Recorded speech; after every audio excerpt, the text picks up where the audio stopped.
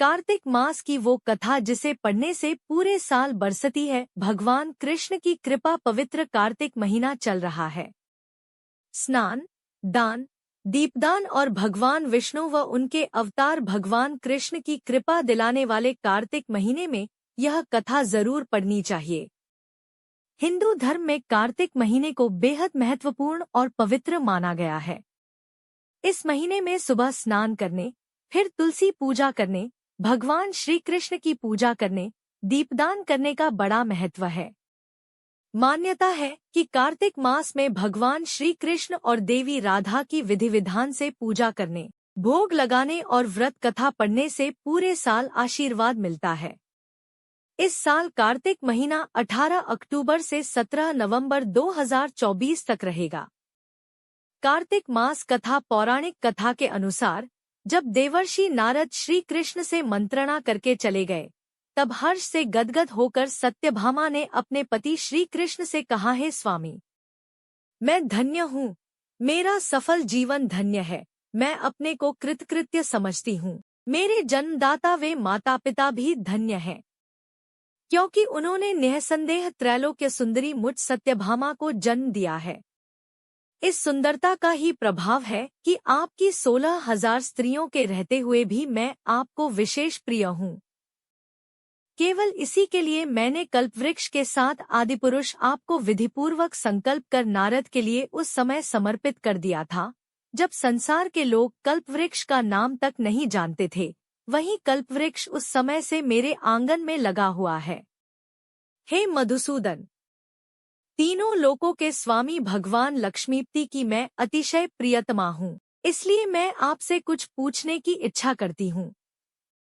यदि आप चाहते हैं तो मेरे प्रश्न का उत्तर विस्तारपूर्वक मुझसे कहिए, जिसे सुनकर मैं अपना कल्याण करूं। मुझे वह उपाय बताइए जिससे कल्प पर्यंत भी मेरा एवं आपका वियोग कदापि न हो। श्री सूत जी ने कहा कि इस प्रकार अपनी प्रियतमा सत्यभामा की बातें सुनकर श्री कृष्ण जी मंद मंद मुस्काने लगे।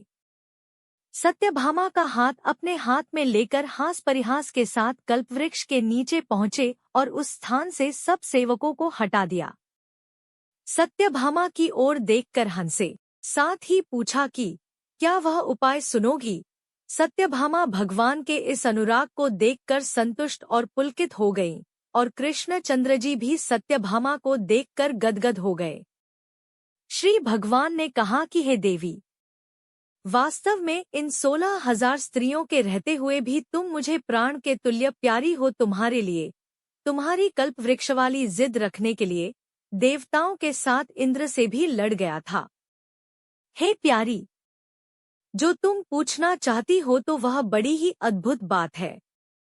तुम्हें मैं जो किसी को न देने वाली बहुमूल्य वस्तु को भी दे देता हूँ, न करने वाला काम भी करता हूँ, छिपाने वाली बात भी कह देता हूँ, तो फिर मुझसे पूछने की आवश्यकता ही क्यों थी।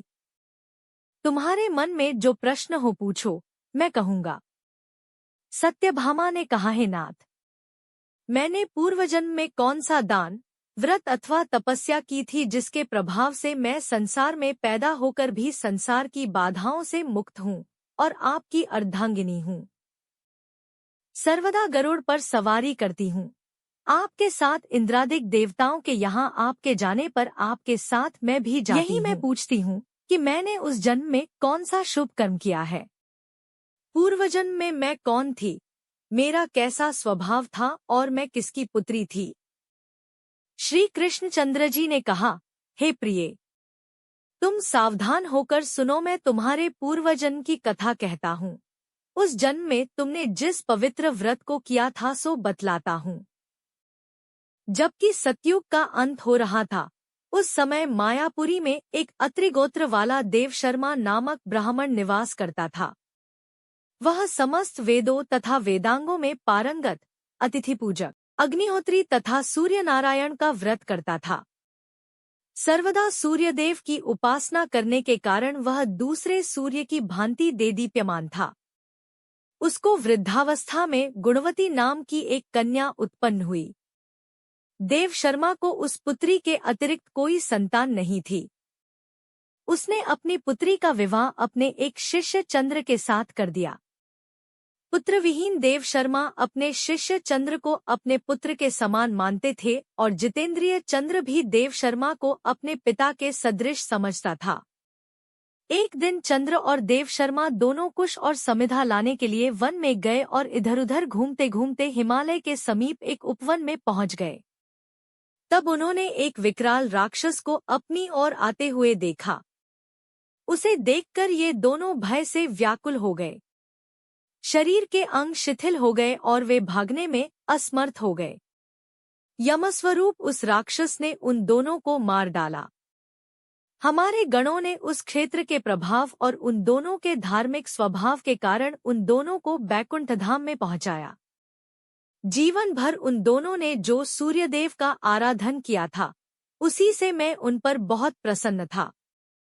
हे प्रिय, शैव, सूर्योपासक, गणेश के पूजक, वैष्णव और शक्ति के पूजक, जैसे वर्षा का पानी समुद्र में गिरता है, उसी भांति ये सब अंत में मेरे ही समीप आते हैं।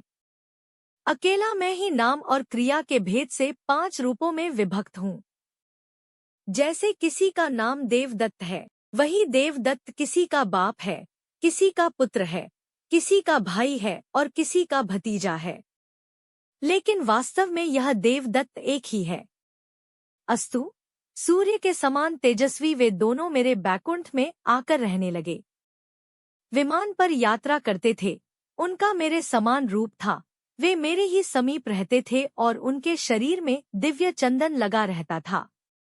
अगर आपको यह कहानी अच्छी लगी हो तो इसे सब्सक्राइब और लाइक जरूर करें। इसी तरह के और भी ज्ञानवर्धक कहानी पढ़ने के लिए जुड़े रहें हमारे चैनल शुभ सुविचार से। धन्यवाद।